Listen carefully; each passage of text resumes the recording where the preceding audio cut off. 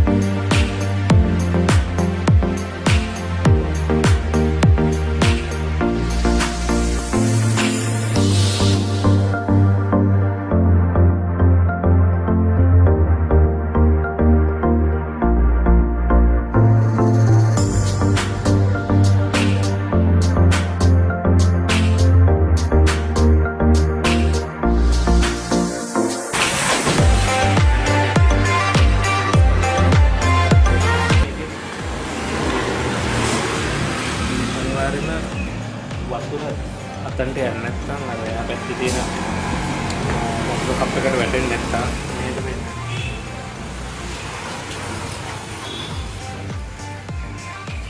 මේ වතුර කප් එකට අනිවාර්යයෙන්ම වතුර එන්නේ නැත්නම් අනිවාර්යයෙන්ම ෆ්‍රිජ් එක සර්විස් කරන්න ඕනේ.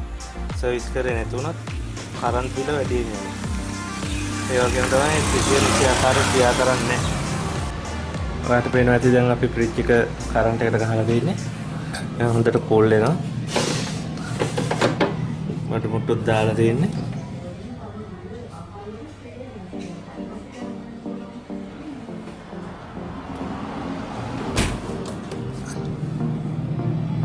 හොඳට කෝල් වෙන සද්දෙත් එක්කම